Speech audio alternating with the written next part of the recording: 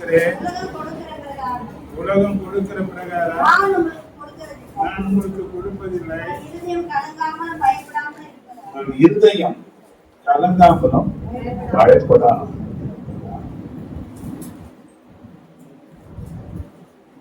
ரெண்டு வகையான சமாதானம். ஒண்ணு தேவன் கொடுப்பது, ஒண்ணு இந்த உலகம் கொடுப்பது.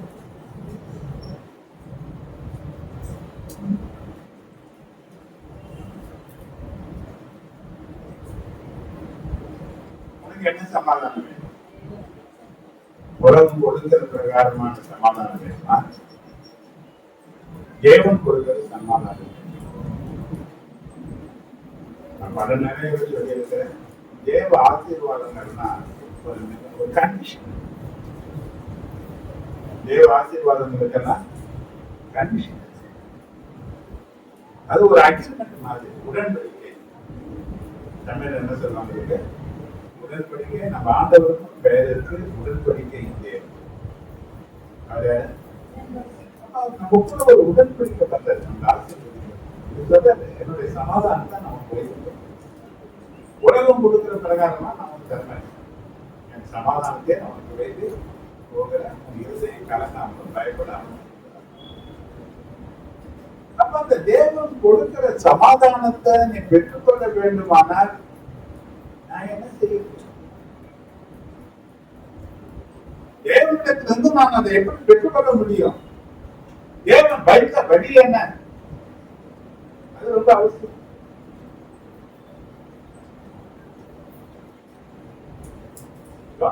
நாம தான் ஆண்டவராக இயேசு கிறிஸ்துவ சொல்றேன்னு நினைக்காத. உலகத்துல நிறைய பேர் ஆண்டவராக இயேசு கிறிஸ்துவ எனக்கு பிடிக்கும் நான் சொல்றேன்.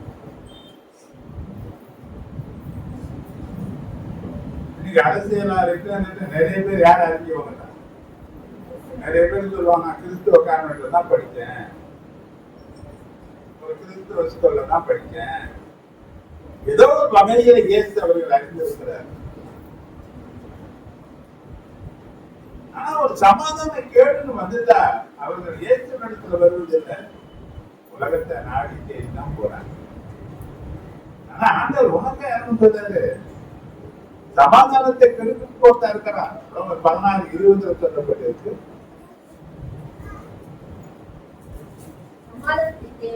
சமாதானத்தின் தேவன் சீக்கிரமாய் சாத்தானை உங்கள் காலின் கீழாக நசுக்கி போடுவாராக. அப்போ சமாதானத்தை கெடுக்கிறதுக்குன்னே ஒருத்தர் இருக்கலாம். அது குடும்ப உறவா இருக்கலாம், இல்லைன்னா உடன் பிறந்தவங்களுடைய காரியங்களாக இருக்கலாம், சிநேகிதர்களாக இருக்கலாம், அது வேலைத்தனமாக இருக்கலாம். அது எந்த காரியங்கள் இந்த உலகத்துக்கு இருக்கு, எந்த காரியங்கள் சத்து என்ன பண்றாங்க? சமாதானம். அந்த சமாதானத்தை கெடுக்கிற சாத்தான தேவன் சொல்ற காலின்கீழாக நசுக்கி போடுவேன் என்று சொல்லுது. அப்ப இந்த சமாதானத்தை எனக்கு வேணும். எல்லா நிலையிலையும் நான் சமாதானமா இருக்கணும். தேவனுடைய வாக்குத்தத்தம் என் வாழ்க்கையில நிறைவேற வேண்டுமான ஒரு காரியம். சமாதானத்தின் தேவனை அறிகிற அறிவனை பெற்றிருக்கணும். அவருடைய பிள்ளையாக நீ மாறணும். சொல்லப்பட்ட அவருடைய நாமத்தின் விசுவாசம் உள்ளவர்களாய் அவரை ஏற்றுக்கொண்டவர்கள் எத்தனை பேர்களோ அத்தனை பேர்களும் தேவனுடைய பிள்ளைகளாகும்படி அவர்களுக்கு அதிகாரம் கொடுத்தார்.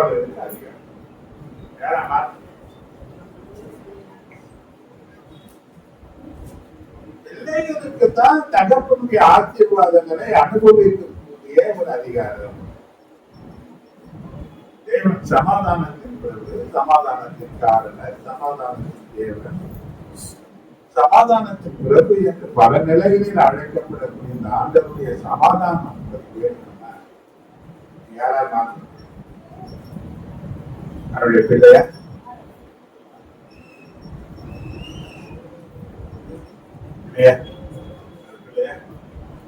பிள்ளையா மாறின பிறகு நாம அது சமாதானத்தை கேட்கணும். ஏன்னா ஒரு மனுஷனுடைய வாழ்க்கையில பெரிய பொக்கிஷம் ஆசீர்வாதம் என்னன்னா சமாதானம். கொஞ்சமா நம்ம சாப்பிட்டாலும் ரொம்ப ஆடம்பரமான ஆகாரங்கள் நம்ம கிட்ட இல்லைன்னாலும் நம்ம சாப்பிடுறதுக்கு கொஞ்சம் காரியம் ஏழ்மையா இருந்தாலும் அந்த ஆகாரம் உனக்கு ஆசீர்வாதமா இருக்கணும்னா அதுலயும் சமாதானம்.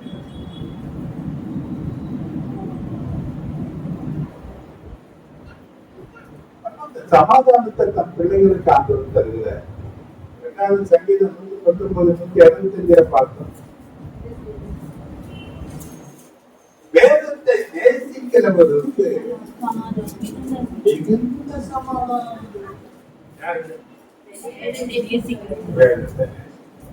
வேதம் ஒரு காலத்துல அது எல்லார் கையில இல்லை. ஒரு காலத்துல எல்லாருடைய கையில இந்த வேதம் கிடையாது. அப்பெல்லாம் ஆசாரியர்கள், ராஜாக்கள், பிரபுக்கள் இப்படி மேலான நிலையில இருந்தவங்க கையில தான் இந்த வேதத்துக்கு பிரதிகள். சாமானிய மக்களிடத்துல இந்த வேதத்தின் காரியங்கள்லாம் இல்லை. இப்ப யாரும் பக்கம் சொல்லுவாங்க, இல்லைன்னா படிப்பாங்க, கேட்கிற ஒரு வாக்கியம் தான் அவங்களுக்கு கிடைச்சதை தவிர இந்த வேதம் அவங்க கையில இல்லை. ஆனா இன்னைக்கு இந்த குடியேற்பாடு காலத்துல வேதத்தை நான் பெற்றுக்கொள்ள ஒவ்வொரு கையில இந்த வேதத்தை படிச்சிருக்கிறாங்களே இல்லையோ, ஆனா சபைக்கு வரும்போது இந்த வேதத்தை கட்டாயம்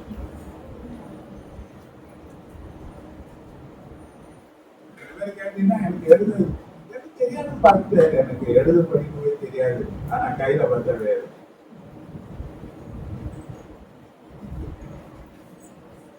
இந்த வேதத்தை நம்ம கையில கொடுத்திருக்கிறது. இந்த வேதத்தை எந்த அளவுக்கு நம்ம நேசிக்கிறோம். சங்கீதம் 19:7 நீங்க பாத்தீங்கன்னா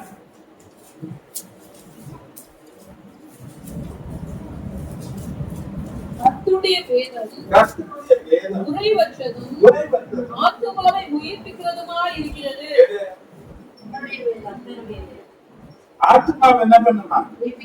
ஏன் ஆத்மாவை உயிர்ப்பிக்கணும்? இதுதான் நித்திய காலமா வாழ போறது. அப்ப எபேசியர் 2:1 சொல்லப்பட்டபடி அக்கிரமத்தினாலும் பாவத்தினாலும் இது செத்து கிடக்குமானால் இது இருக்க வேண்டிய இடத்துல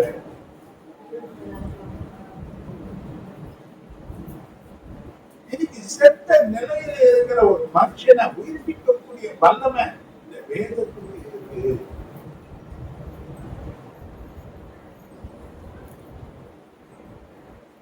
பாவத்துல இருந்த ஒரு மனுஷனை பரிசுத்தவானாக மாற்றக்கூடிய வல்லமை இந்த வேதத்துக்கு இருக்கு. 10வது வசனத்துல 19:10 நீங்க பாத்தீங்கன்னா அவைகள் பொன்னிலும் மிகுந்த பசு பொன்னிலும் விரும்பப்படத்தக்கதும் தேனிலும் கூட்டிட்டு பொழுதும் தெரியும் அவ்வளவு டேஸ்டா.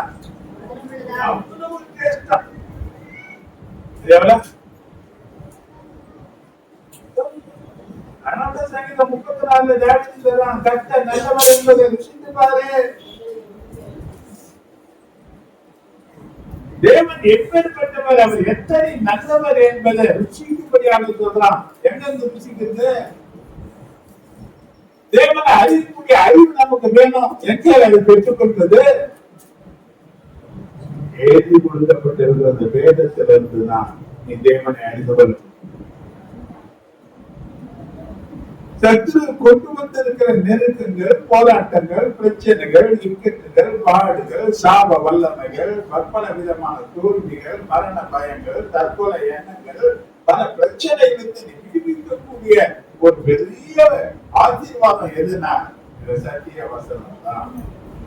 இந்த சத்தியத்தை அறிகிற அறிவில்தான் எல்லா பிரச்சனைக்கு விடுவிக்கக்கூடிய ஒரு தீர்வை தேவன் வைத்திருக்கிறார்.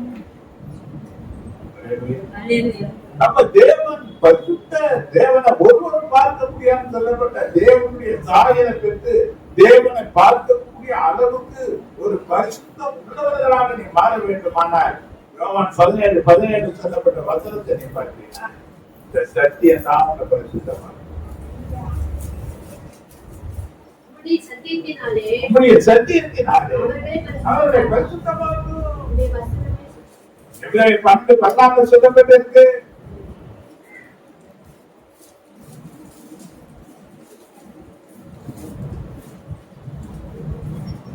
யாவரோடும்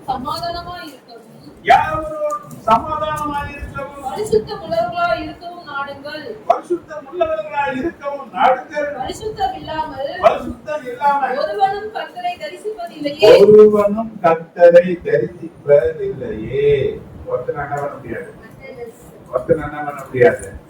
அப்ப கர்த்தரை தரிசிக்கக்கூடிய ஒரு ஆசீர்வாதம் வாழ்க்கையில வேணும்னா ஒரு பரிசுத்தம் வேணும். அந்த பரிசுத்தம் எங்கிட்ட கிடைக்கணும்? சத்திய வசனத்துக்கு தான். அப்ப இந்த சத்திய வசனத்தை தேவன் கையில கொடுத்திருக்கிற எந்த அளவுக்கு நீங்க நேசிக்கிறீங்க? ஒரு காரியத்தை கவனிங்க. சங்கீதம் 119:11 பாத்தீங்கன்னா,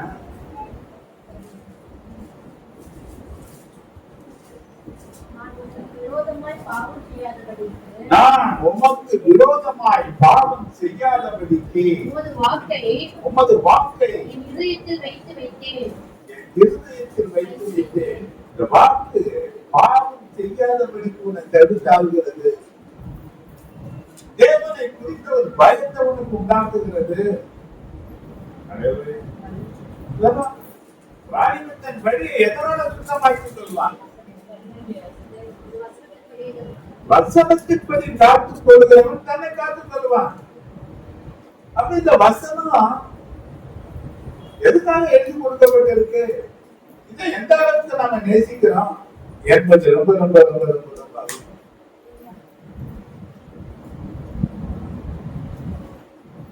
விசுவாசிய எந்த பகுதியில தொட்டாலும் இந்த வேத வசனம் வரணும். சமயத்துக்கு ஏற்ற வார்த்தைகளை பேச அறிந்தவனாக இருக்க வேண்டும். இது வெற்றித்தட்டில வைக்கப்பட்ட பொற்பழங்களுக்கு சமானமானது. இந்த வார்த்தை ஒரு மேன்மையானது, ஒரு உயர்ந்தது, ஒரு பொக்கிஷம். எல்லாவற்றையும் பார்க்கிறோம். இது மேன்மையானது என்று சொல்லப்பட்டிருக்குமான இதற்கு கொடுக்கிற முக்கியத்துவம் நம்ம எந்த அளவுக்கு? அந்த வசனம் சொல்லுது, அந்த வேதத்தை நேசிக்கிறவர்களுக்கு மிகுந்த சமாதானம் உண்டு. அவர்களுக்கு இடர்கள் கிடையாது.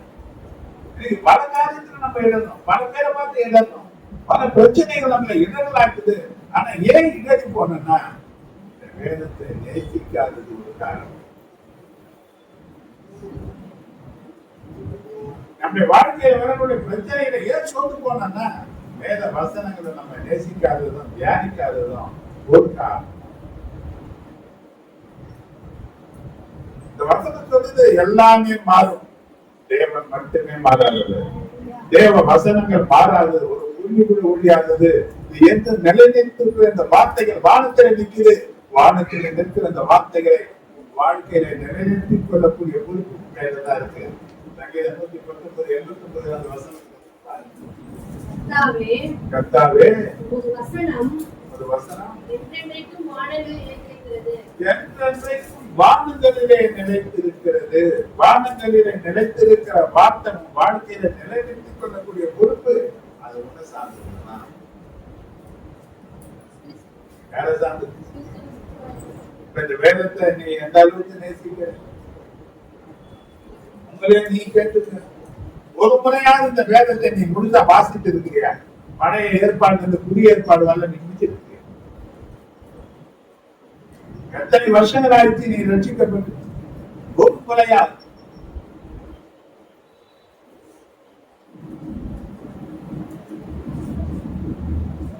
சரியா இந்த வேதத்தை வாசிக்கிற அனுபவம் இருக்கா உங்களுக்கு?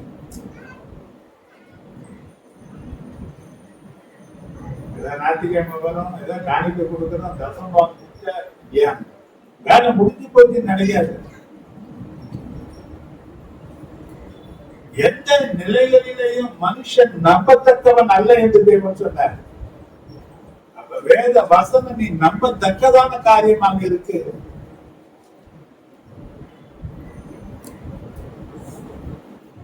நீர் என்ன நம்ப பண்ணி நம்முடைய வேத வசனத்துக்காக கையெடுக்கிறேன் என்று சொல்கிறான் தாவீது.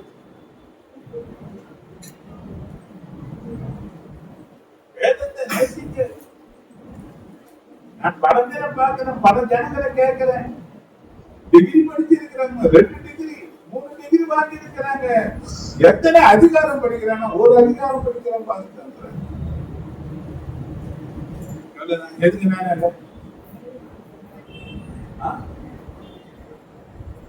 காலையில திரும்ப மாலையில சக்தி.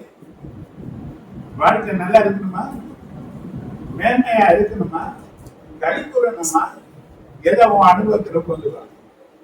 காலதோறும் அவனுக்கு திரும்ப காலையில எங்க வாங்கி திரும்ப அந்த நாள் முழுவதுமாக குறையில்லாத நிலையில சம்பூரணமான ஆசீர்வாதங்களை பெற்று வாழ்வதற்கு இந்த வேதம் காட்டி கொடுக்குது. காலைதோறும் திரும்ப புலம்பல் 3:22 சொல்லப்பட்டது, நிர்மலமாகாமல் காக்கிறதுக்கு இருவ. அது காலை தோறும் புதிதாக ஒவ்வொரு நாளுக்கு வேண்டிய கிருபைகளை காலையில நீ என்ன பண்ணணும், மாலையில தேவ சத்திய வார்த்தைகளை பேசி அநேகரை ரட்சிப்புக்குள் நடத்தணும், அநேகரை ரட்சிக்கணும். ஒரு ரட்சகராக வாழக்கூடிய ஒரு பெரிய பாக்கியம் இந்த வேதம் உனக்கு எனக்கு கொடுக்குது. அல்லேலூயா. நம்ம என்ன பண்றது? நேசிக்கணும், வேதத்தை நேசிக்கணும். இடங்கள் கிடையாது. வேதம் நீ யார் என்பதை காண்பிக்குது. ஆனா என்ன பண்ணுங்க, நாம அதை செய்யல. என்ன வசனத்தை நீங்க வாசித்து பாருங்க. ஏசாயா 48:18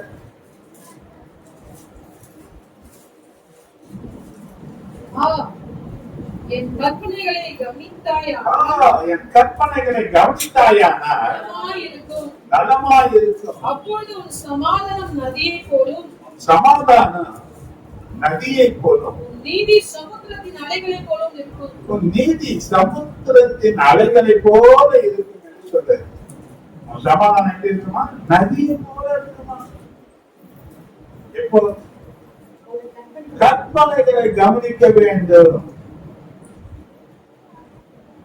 கற்பனைகளை கவனிக்கிறோம். சங்கீதம் முதல் சங்கீதத்தில் 2-3 வசனம் சொன்ன மாதிரி வார்த்தைகளை நாம் பார்க்கிறோம்.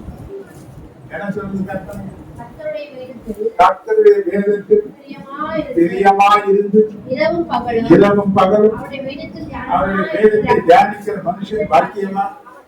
அவன் நீர்க்கால்களின் ஓரமாய் நடப்பட்டு தன் காலத்தில் தன் கனியை தந்து இலையுதிராதிருக்கிற மரத்தை போல இருப்பான். அவன் செய்வதெல்லாம் வாய்க்கும். யார் செய்து வாய்க்கும்? அப்ப எது வாய்க்கிறது? கற்பனை சொல்லுங்க. என்ன பண்ணு, என்ன பண்ணுது? நான் பல பேருக்கு சொல்லியிருக்கேன். வேலையில பாஸ்டர் ரொம்ப கஷ்டமா இருக்கு. ஒரு வாரம் பார்ட்டிக்கு போட்டு உக்காந்து வேலையில பார்ட்டிக்கு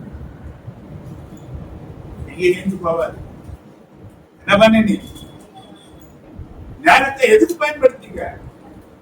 தேவனுக்காக, தேவனுக்குள் பலத்துக்காக நீ என்ன பண்ணிக்க? சத்துருவம் நாங்க இருக்கவே விடமா. எதுல தடை இருந்ததோ அந்த தடைகள் நீக்குவதற்கு அவனே செயல்படுகிற காரியத்தை நீ அவனுக்கே கொடுக்க வேண்டுமானா இந்த வேதத்தை எந்த அளவுக்கு நீ நேசிக்கிறாய் என்பது இது ஒரு அடையாளம். அல்லேலூயா, அல்லேலூயா. வெற்றுக்கதை விற்கதை அடிக்காத. பெருமாளுடைய ஆலோசனை வேண்டாம். பாவிகள் என்று தெரிஞ்சாங்க நிக்க வேண்டாம். பரியாசங்கள் பண்ணுகிற, கேலி கிண்டல் பண்ணுகிற ஜனங்கள் கூட்டத்தில் உட்கார வேண்டாம். அதற்கு பதிலாக வேதத்திலே பிரியமாயிருந்து இரவும் பகலும் இதை தியானிக்கிற மனுஷன். தியானிக்கிறதுன்னா படிக்கிறது மட்டும் படிச்சு திரும்ப திரும்ப பேசுறது. தியானம் எப்படிங்க? கர்த்தர் என்னை வாளாக்காமல் தலையாக்குவார், நான் கீழாகாமல் மேலா இருந்தேன். இந்த எழுத்தின் நாமத்தினாலே என் வாழ்க்கையில அப்படியே நடக்கிறதுக்காக நமக்கு தேவன் சொன்னதை திரும்ப அவருடைய சமூகத்துல காண்பித்து அறிக்கை இடுவதில் அசைவில்லாதவர்களாக நம்ம காணப்பட வேண்டும். வேதத்தில நான் பிரியமாய் இருக்கிறேன், இரவு பகலுக்கு நான் தியானிக்கிறேன், நான் நீர்க்கால்களின் ஓரமாய் நடைபெற்ற மரத்தை போல் இருக்கிறேன், நான் செய்வதெல்லாம் வாய்ப்பு என்று இயேசு சொன்னார். அது நிச்சயமா செய்கிற எல்லா காரியத்தையும் கர்த்தர் எனக்கு வாய்ப்பு பண்ணுவதற்காக கர்த்தருக்கு ஸ்தோத்திரம். என்ன பண்ண இன்னைக்கு ஜெபிக்க சொன்னா யோசிக்கிறாங்க, எதுக்கு ஜெபிக்கிறது தெரியல, என்ன சொல்லி ஜெபிக்கிறதுன்னு தெரியல. ஆயிரமான ஜெபத்துல வேத வசனத்துல அடுக்கடுக்கா வச்சிருக்கிறாரு. ஒவ்வொரு வசனங்களுக்குரிய ஆயிரமான புதைகள் இருக்கிறது போல கர்த்தருடைய அளவில்லாத ஆசீர்வாதங்கள் இருக்கு. ஆனா இந்த வேதத்தை தியானிக்கிற, இந்த வேதத்தை நேசிக்கிற அந்த ஆசைகள் இல்லாததுனால நம்முடைய வாழ்க்கையில குறைவுகள், பிரச்சனைகள், சமாதானம் இல்லாத கேடுகள் எல்லாம் வந்ததுக்கு காரணம் என்னன்னா,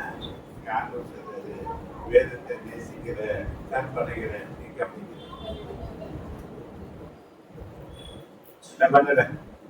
கற்பனைகளை நீ கவனிக்கல.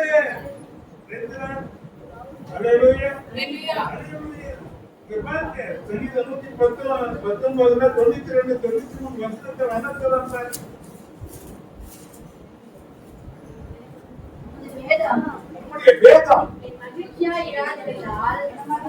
மன மகிழ்ச்சியா இராதிருந்தால் அழிந்து போயிருப்பேன். எப்போ? அப்ப துக்கம் சூழ்ந்த நேரம், இக்கட்டுகளும் நெருக்கங்களும் வந்த நேரம், எல்லா நாளும் நான் கைவிடப்பட்டேன் என்று தனிமைப்படுத்தப்பட்ட நேரம், ஒரு அழிவை நோக்கி போகிற நேரங்கள் எல்லாம் சங்கீதக்காரன் சொல்லலாம். வேதம் என் மன மகிழ்ச்சியா இல்லாதிருந்தார். அப்ப அவனுக்கு ஆறுதல் தந்தது எது? அவனுக்கு தைரியம் தந்தது எது? அவனை உற்சாகப்படுத்துறது எது? அவனை பலப்படுத்துறது எது? பயப்படாத, நான் அவனுக்கு துணை நிற்கிறேன் என்று சொல்லி அவனை முந்தி தள்ளினது எந்த வார்த்தைகள் என்று பார்த்தால் இந்த வேதத்திலே தேவன் எழுதி கொடுத்த வார்த்தைகள் தான். அவன் பேர நடந்தான். நாம மனுஷனுடைய வார்த்தையில பலனடைய முடியாது. அப்ப தேவன் எழுதி கொடுத்த வார்த்தைகளை எந்த அளவுக்கு கவனிக்கிறோம் என்பது ரொம்ப முக்கியம். கவனிக்க, நீங்க சரியா கவனிக்க மாட்டீங்கன்றதுக்குதான் சபையை வச்சார் ஆண்டவர். இந்த சபையில உன் பிரச்சனைகளை எல்லாம் அப்புறப்படுத்தி உன்னை தேவனுடைய சமூகத்திலே லகுவாக்கி பாரங்களை எல்லாம் கர்த்தர் மேல வைத்து நீ அவரை ஆராதிக்கும் போது ஒரு பெரிய விடுதலை உனக்கு தருகிறதுக்கு தேவன் தன் வீடாகிய சபையை உனக்காக தன் சுய ரத்தத்தினால சம்பாதித்து வைத்திருக்கிறார். 20-24 நீங்க வாசித்து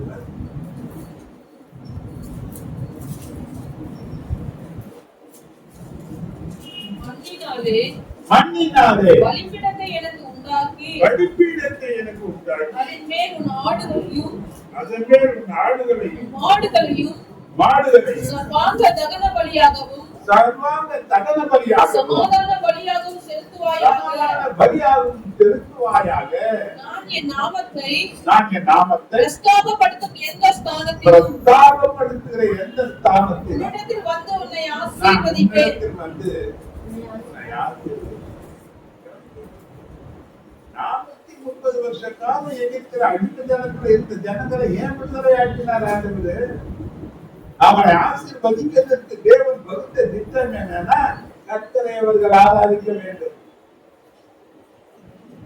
ஆராதனையில அளவற்ற ஆசீர்வாதங்கள் இருக்கு.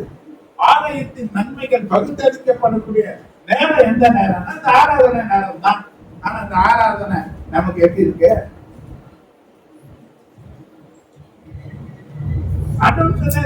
யோவான் 4:24 நீங்க வாசித்து பாரு, என்ன எழுதப்பட்டிருக்கு பாரு. தேவன் ஆவியாய் இருக்கிறார். அவரை தொழுது கொள்கிறவர்கள் ஆவியோடும் உண்மையோடும் எப்படி ஆராதிக்கணும்?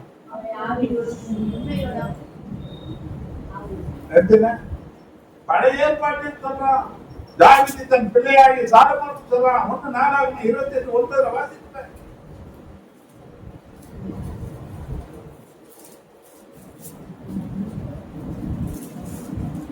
என் குமாரனாகிய சாலமோனே, என் குமாரனாகிய சாலமோனே, நீ உன் பிதாக்களின் தேவனை அறிந்து நீ உன் பிதாக்களின் தேவனை அறிந்து அவரை உத்தம இருதயத்தோடும் அவரை உத்தம இருதயத்தோடும் உற்சாக மனதோடும் சேவி. எப்படி செய்? உற்சாக மனதோடும் சேவி. கர்த்தர் எல்லா இருதயங்களையும் ஆராய்ந்து கர்த்தர் எல்லா இருதயங்களையும் ஆராய்ந்து நினைவுகளின் தோற்றங்களை எல்லாம் அறிகிறார். நினைவுகளின் தோற்றங்களை எல்லாம் அறிகிறார். நீ அவரை தேடினால் நீ அவரை தேடினார் உனக்கு தென்படுவார். தென்படுவார். நீ அவரை விட்டு நீ அவரை விட்டால் விட்டு விட்டார் அவர் உன்னை என்றைக்கும் அவரை கைவிடுவார். என்றைக்கும் கைவிடுவார். தேவனாலே ஆசீர்வாதத்தை பெற்று மென்மேலும் ஆசீர்வதிக்கப்பட்ட ஒரு தலைவனாய் இருந்த தாவீது பின் நாட்களிலே வரப்போகிற தலைவனாகி தன் பிள்ளைக்கு சொல்லக்கூடிய அறிவுரைகளை கவனி. சொல்லுறான், மூன்று காரியத்தை சொல்றான். தேவனை நீ அறிந்து கொள். யார் அறிந்து கொள்? எப்படிங்க அறியுது? யார நம்ம எப்படி அறிந்து கொள்ள முடியும்?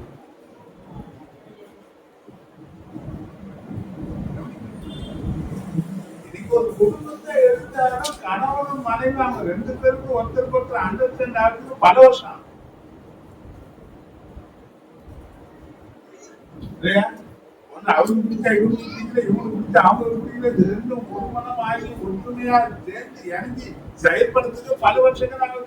ஒருத்தர் ஒருத்தர் புரிஞ்சுக்கிறதுக்கு அவளை நெருக்கமா வாழக்கூடிய இவர்கள் தங்களை புரிந்து கொள்வதற்கு பல வருஷங்கள் ஆகுமான காணக்கூடாத நிலையில இருக்கிற தேவனை நீ அறிந்து கொள்வதற்கு,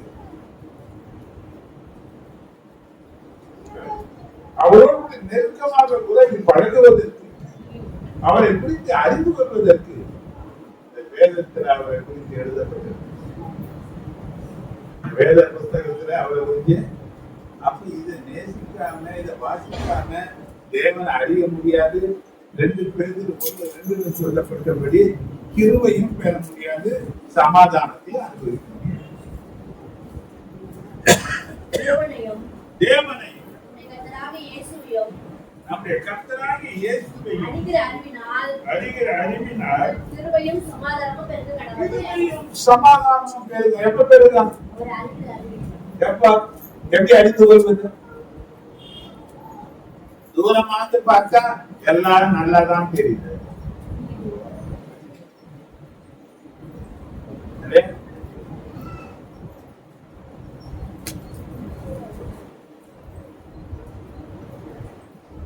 ஆண்டவராக இயேசு கிறிஸ்து ஒருத்தர் ஐயோ அவரை பார்த்தாவே பாவமா இருக்கு. அவங்க எப்படி பார்த்தாங்க அவரை? அவர் பட்சிக்கிற அக்கினியா இருக்கிறாருன்னு ஒண்ணு சொல்லுது. அதெல்லாம் யார் பார்க்கல. பாவியின் மேல சினம் கொள்கிற தேவன் என்று எழுதப்பட்டிருக்கு. அதெல்லாம் என்ன பண்ணல, ஏதோ ஒண்ணு பார்த்தாங்க. ஆனா பார்க்க வேண்டிய நிறைய காரியங்கள் இந்த வேதத்தில் அவர்களுக்கு எழுதப்பட்டிருக்கு.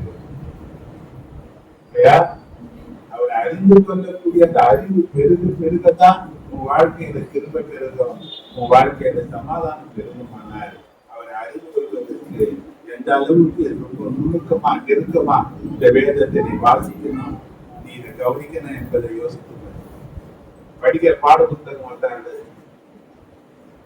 ஏதோ ஒரு அதிகாரத்தை படிச்சுட்டா கடவுள் படிச்சுட்டு போயிட்டு ஒரு நிமிடம் புரியாம பைபிள் மூடி வைக்கிற புத்தகம் அது. ஒவ்வொன்னே ஆராய்ந்து என்ன பண்ணலாம், அங்க ஒண்ணு இங்க ஒண்ணுமா இருக்கு, இதோடு சேர்க்கணும். சேர்த்தாதான் அதனுடைய எல்லா விதமான அர்த்தங்கள் நமக்கு சரியா புரிந்து வரும். இல்லைன்னா அது புரியாது. கருதலா இருக்கு, சத்தியங்கள் விளங்காத இருக்கு. ஏன்னா அங்க ஒண்ணு இங்க ஒண்ணுமா இருக்கு.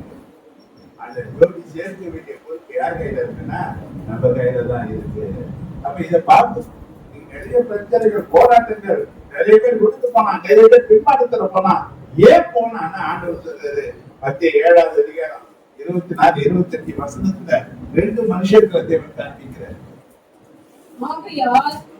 நான் சொல்லிய இந்த வார்த்தைகளை கேட்டு இவைகளின்படி செய்கிறவன் எவனோ அவனை கண்மலையின் மேல் தன் வீட்டை கட்டின புத்தியுள்ள மனுஷனுக்கு ஒப்பிடுவேன். பெருமழை சொரிந்து பெருவெள்ள வந்தது, காற்று அடித்து அந்த வீட்டின் மேல் மோதியும் அது விழவில்லை.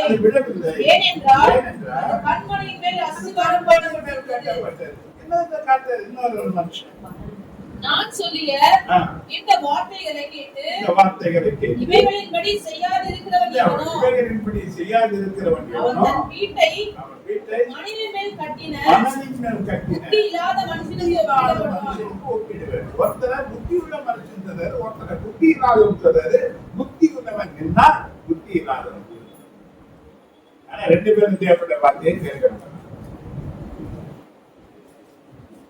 நம்ம யாரு ஏன் விழுந்து போனோம்? புத்தி இல்லையோ? தேவனுடைய வார்த்தையை கேட்டது நிரந்தரத்துக்கு தெரியலையோ? ஏன் சமாதானம் இல்லாம போச்சு? சமாதானத்தை தரக்கூடிய தேவனை அறியாதபடினால தானே. எல்லா நிலையிலும் ஏற்றி ஆறுதல் கொடுக்கக்கூடிய தெய்வம் இருக்கிறாரு. மாலையில அழுக, காலையில ரொம்ப சந்தோஷம். தூங்கி எழுந்ததுக்குள்ள ஒரு பெரிய மாற்றங்களை உண்டாக்கி தருகிறதற்கு தேவன் வல்லமை உள்ளவராக இருக்கிறார். இன்னொரு காரியத்தை உனக்கு நான் காண்பிக்க போறேன். ரொம்ப 2:6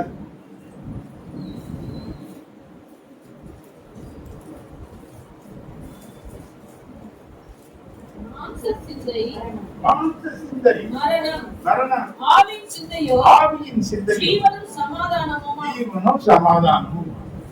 ஆவியின் சிந்தை என்னங்க? சமாதானம். நீ நமக்கு என்ன சிந்தை? மாம்ச சிந்தையா ஆவிக்குரிய சிந்தை?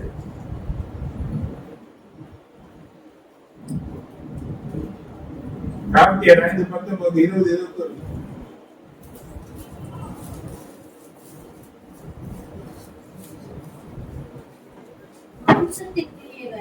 மாம்சத்தின் கிரியைகள் வெளியரங்கமாக இருக்கிறது. அவையாவன விபச்சாரம், வேசித்தனம், அசுத்தம், காமவிகாரம், விக்கிரக ஆராதனை, பில்லி சூனியம், பகைகள், விரோதங்கள், வைராக்கியங்கள், கோபங்கள், சண்டைகள், பிரிவினைகள், மார்க்கப்பேதங்கள், பொறாமைகள், கொலைகள், வெறிகள், களியாட்டுகள். இதெல்லாம் எதுவா? இதெல்லாம் இந்த மாம்சத்திற்கிரியை நம்மளை அழிச்சிடும் சொல்லு. மாம்சத்திற்கிரியை நம்மளை அழிக்கும். ஆவி கிரியைகள் தான் நமக்கு சமாதானம் செய்யும். பிலிப்பியர் 4வது அதிகாரம் 8வது வசனத்தில் சொல்றாரு.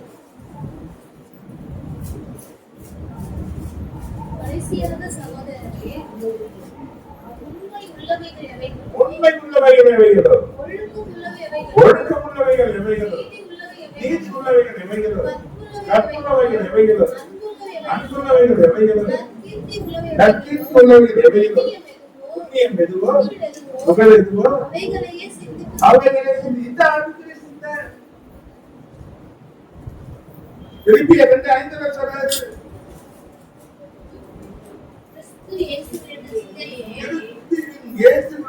சிந்தையே என்ன சிந்தை இருக்குன்னா, இதுதான் ஜீவனையும் சமாதானத்தையும் கொண்டு வரக்கூடிய பெருத்த ஆசீர்வாதத்தை உண்டாக்கக்கூடிய. அல்லேலூயா, அல்லேலூயா. அதே போல பாருங்க, ரோமர் 14வது அதிகாரம் 17-19 வசனங்களை பார்த்தீங்கன்னா 17 வாக்கியம்.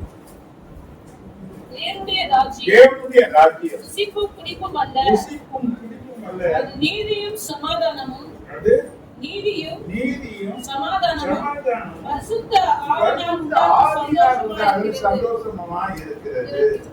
என்னவா இருக்கு? என்னவா இருக்கு? பரிசுத்த ஆவியானவர் கொடுக்கிற சந்தோஷம் தேவ ராஜ்யத்தின் ஆசீர்வாதத்துக்கு இணையா இருக்கு. தேவனுடைய பிள்ளைகளா இருக்கிற நாம் கர்த்தருடைய சமாதானத்தை பரிசுத்த ஆவியானவராலே நாம் காத்துக்கொள்ள வேண்டும். சமாதானத்தை கெடுக்கிற சிறு சிறு காரியங்கள் ஆனாலும் அவற்றை அகற்றி சமாதானத்தை நாம் தேவனிடத்தில் தேட வேண்டும், தேவனிடத்தில் நாட வேண்டும். லூக்கா 12வது அதிகாரம் 58-59 பார்த்தீங்கன்னா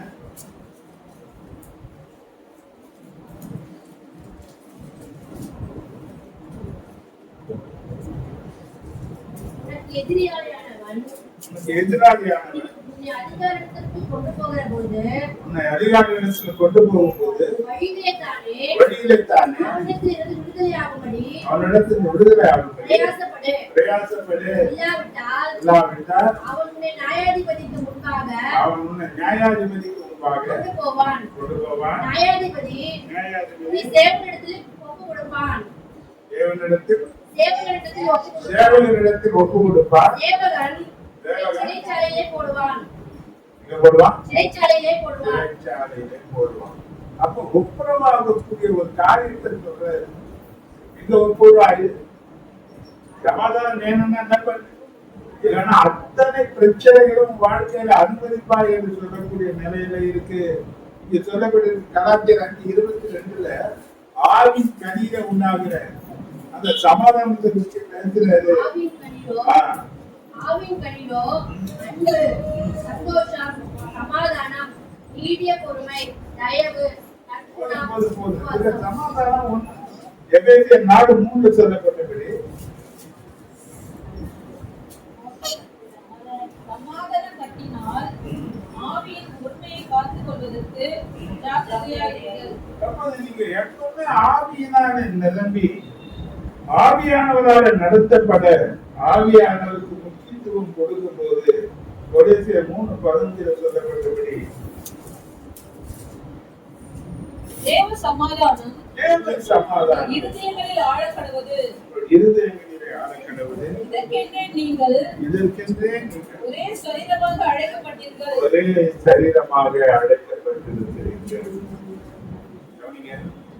எந்த அளவுக்கு பரிசுத்த ஆவியானவராக நீங்கள் நிரப்பப்பட்டிருக்கிறீர்கள்.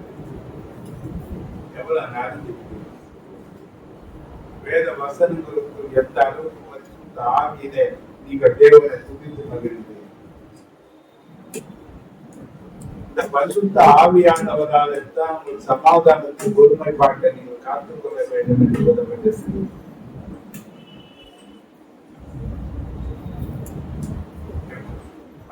நிலையிலே சமாதான கேடுகள் வந்த போது ஆவியில ஒருமை உள்ளவர்களாக மாறி தேவனுடைய பரிசுத்த வல்லமையினால நிரம்பி நம்ம காணப்பட வேண்டியது அவசியம். தேவன் சமாதானத்தின் தேவனாக இருக்கிறார்.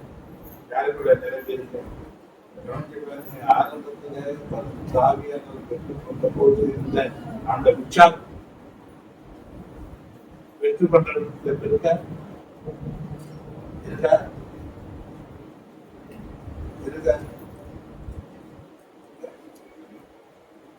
இருக்கா? ஆரம்ப காலத்துல எல்லாம் பாத்தீங்கன்னா ஏராளமான இந்த அதே பாஷையை வரத்துல பெற்றுக்கொள்ள வேண்டும் என்று ஜெபம் நிறைய பேர் பெற்றுக்கொண்டவங்க நிறைய பேர்.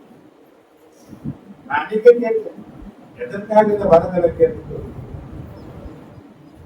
எதற்காக இந்த வரம் 1:14 வாசித்து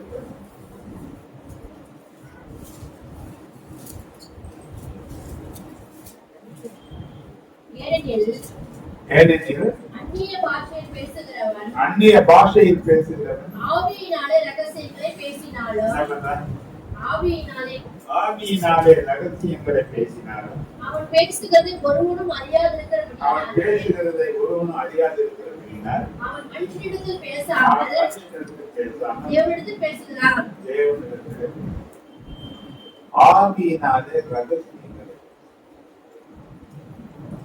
என்ன பேசுறான்? அந்நிய பாஷையில பேசுறான். என்ன பேசுறாங்க? ஆவிக்குரிய நிலைகளிலே நாம் அறியாத பல காரியங்கள், நம்ம அறியாத சத்துருக்கள் பல காரியங்கள் சத்துருக்கள் இருக்கு. நமக்கு விரோதமா செயல்படக்கூடிய பல ஆவிகள் இருக்கு. ஆனா இதை வெளிப்படுத்துகிறவங்க எச்சரிக்கிறவரும் நமக்கு துணை நிறுத்துறவரும் இந்த பரிசுத்த ஆவியானவர் தான். ஆனா இந்த பரிசுத்த ஆவியில என்னுடைய ரகசியங்களை பேசுகிறதுக்கு அவரோடு நெருங்கின ஒரு ஐக்கியம் உலக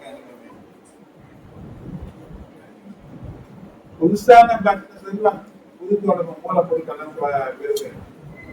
அப்ப எப்ப பார்த்தாலும் ஆவியில நன்றி பண்ணுவாங்க. இப்ப எப்பயாவது ஒரு வாட்டி ஆவியில அன்னை பாஷையில ஜெபிக்கிற சத்தத்தை கேட்கறதுக்கு கஷ்டமாகுது இன்னைக்கு. இல்லைன்னா ஆராதனை நேரத்துல முடிந்த பக்கம் அடிச்ச மாதிரி அடிச்சாதான், ஒரு பேட் வாசிச்சாதான், கீபோர்டு போனாதான் ஆவியில நடத்தி ஜெபிக்கிற அனுபவம் எங்க இருக்கு? நடந்தாலும் உட்கார்ந்தாலும் எழுந்தாலும் படுத்தாலும் எந்த நேரத்துல எழுந்தாலும் ஆவியில ஜெபிக்கிற அனுபவம் உனக்கு வேணும். எந்த நேரத்துல அவர் உனக்கு துணை இருக்கிறதுக்கு துணையாளராக கொடுக்கப்பட்டு இருக்கிறார். எந்த பிரச்சனையில உனக்கு தீர்வு உண்டாக்கக்கூடிய தெளிவு அவர்கிட்ட இருக்கு. அவரோடு கூட உறவுல கொள்வதற்கு உனக்கு எந்த அளவுக்கு பிடிக்கிறது? ஜெபிக்கிறீங்க. இயேசு சொன்ன எல்லாவற்றையும் உனக்கு நினைப்பூட்டுகிறதுக்கு கொடுக்கப்பட்ட ஒருத்தர் இந்த பரிசுத்த ஆவியானவர் தான்.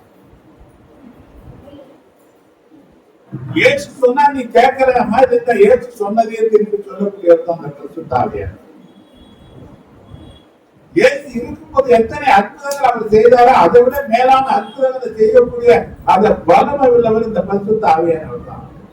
ஏன்னா இயேசு கிறிஸ்து செய்த அற்புதங்கள் எல்லாம் அந்த பரிசுத்த ஆவியானவரால் நிறைந்துதான் செய்யப்பட்டது. இப்ப அவர் யாரு கூட இருக்க விரும்புற? இப்ப நீ எந்த அளவுக்கு அவர் கூட இருக்க, எந்த அளவுக்கு அவருக்குள்ள நிரம்பி இருக்கு?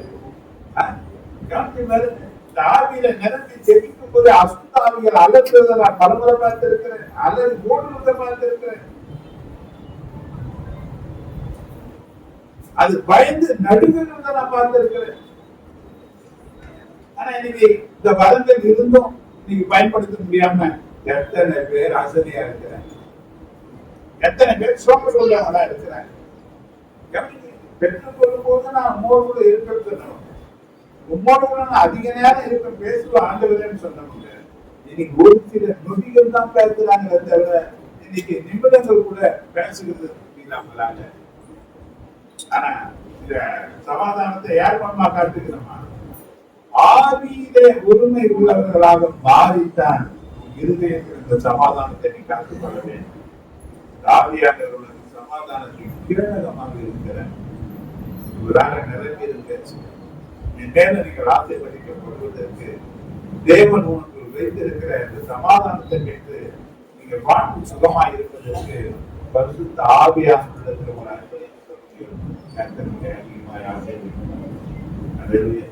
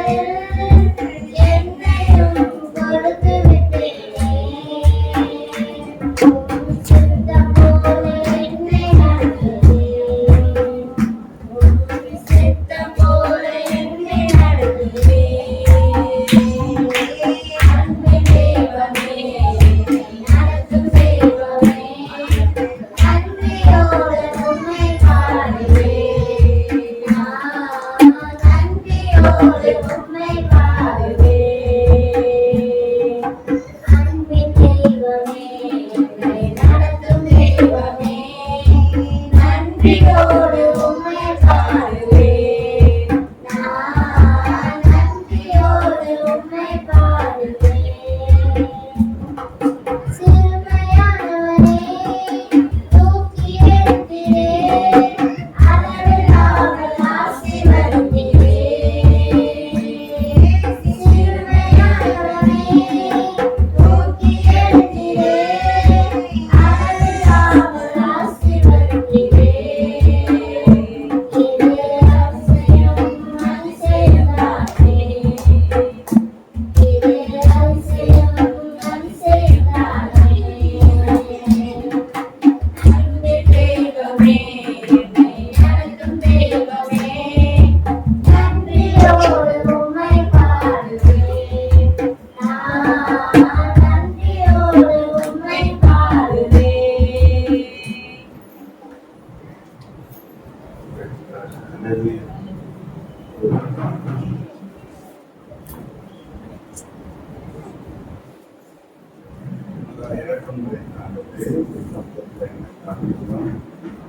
கொடுக்கப்பட்ட காணிக்கைகளுக்காக கொடுத்த ஜனங்களை ஆசீர்வதியும். உற்சாகமாய் கொடுத்திருந்த கர்த்தர் பிரியமாய் இருக்கிறார். உற்சாகமாய் கொடுத்திருக்கிறார். பிரியத்திற்கு ஆசீர்வதியும். பயிற்சி செய்கிற பிரயாசங்களில் எனக்கு ஆசீர்வாதம். உயர்வும் மேன்மையும் கனமுமாக இருக்கிறார். இயேசுவின் பெயரில் நான் ஹல்லேலூயா. ஹல்லேலூயா. எம்ம கடைசி ஆசீர்வாதம் போட்டு உலகத்துக்காக நாம் ஜெபம் பண்ணுவோம். கர்த்தர் நம்மை ஆசீர்வதிப்பாராக. என் ஆத்துமாவே கர்த்தரை ஸ்தோத்திரி. என் முழு உள்ளத்தையும் பரிசுத்தமுள்ள நாமத்தை ஸ்தோத்திரி. என் ஆத்துமாவே கர்த்தரை ஸ்தோத்திரி. கர்த்தர் செய்த சகல உபகாரங்களை மறவாதே. நம்முடைய கர்த்தராகிய இயேசு கிறிஸ்துவின் கிருபையும் பிதாவாகிய தேவனுடைய அன்பும் பரிசுத்த ஆவியானவருடைய ஐக்கியமும் ஆசீர்வாதமும் அவருடைய பாதுகாப்பும் பராமரிப்பும் வழிநடத்தும் நம் அனைவரோடும் வந்திருக்கிற ஒவ்வொரு சில குடும்பங்களோடும் வர முடியாமல் போன ஜனங்களோடும் என்று நீடித்து நிறைந்திருக்கிறார். ஆமென். ஹல்லேலூயா. கர்த்தர் உங்களை ஆசீர்வதிப்பாராக. இன்னைக்கு கடன் நாள் பார்க்கிற பிள்ளைகளுக்காக ஜெபம் பண்ணப்படும். நீங்க சபையில 4 பேர் இருக்காங்க. இன்னைக்கு சபையில 4 பேர் இருக்கிறாங்க. ராஜேஸ்வரி ஒண்ணு, கிருதா வீட்டுக்காரு குமரேசன் அவர் ஒருத்தர், இவாஞ்சலின் கிருபா ஒண்ணு, எஸ்டிஆர் பிளஸி 4 பேரு. இன்னும் எனக்கு தெரிஞ்ச ஒருத்தர் விஜயகுமார்னு ஒருத்தர் இருக்கிறாரு. அவரு இந்த 22ஆம் தேதி தான் பிறந்தாரு. எல்லாருக்காக கேக் வந்துச்சேன். சரி, அப்படி வந்து கேக் வந்து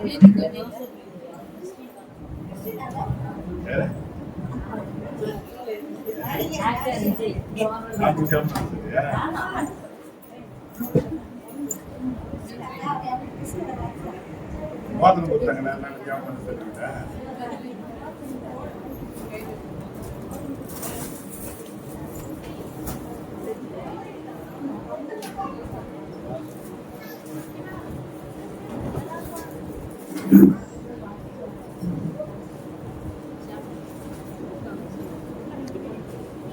வர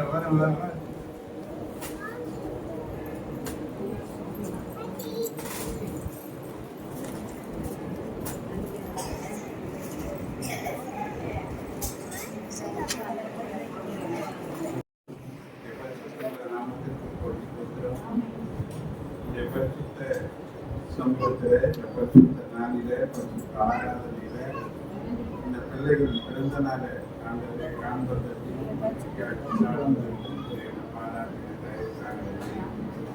உங்களுடைய சமூகத்திலிருந்து இந்த பிறந்த நாள் காண்கிறே நமக்கு வர முடியாத ராஜ்யத்தை காக்கணும். இந்த கேள்வி எத்தனை ருதியானதோ மகிழ்ச்சியை தருகிறதோ அப்படியான இந்த பிள்ளைகளுடைய எதிர்காலம் ருசி நிறைந்ததாக, மகிழ்ச்சி நிறைந்ததாக, தேவ ஆசீர்வாதத்தினால நிரம்பினதாக, தேவனாலே உப்பா சேலம் மேல எல்லா நிலையில வாழ்ந்துக்கணும். ஆசீர்வாதமாக இருக்க இதா குமாரி பற்றி சாப்பிட்டு நாமத்தை ஆசீர்வதிக்கிறோம். இந்த ஆசீர்வாதம் பிள்ளைகளோடு இருக்கிறது. இயேசுவின் நாமத்தில் ஜெபிக்கிறேன். பெரியவங்க வந்து முன்னாடி பிள்ளைங்க வழிகாட்டுங்க. என்னன்னா ஆளுக்கு ஒரு கையை வச்சுப்பாங்க.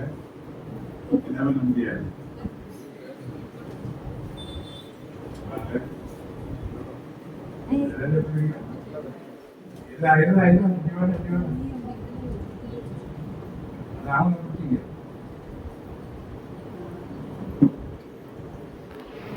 Happy birthday to you.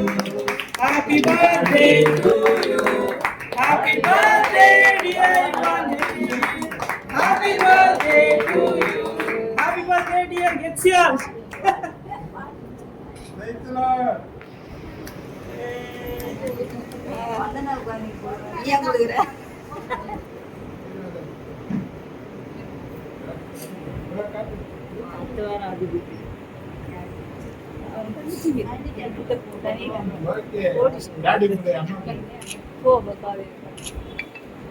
உங்களுக்கு தெரியும்.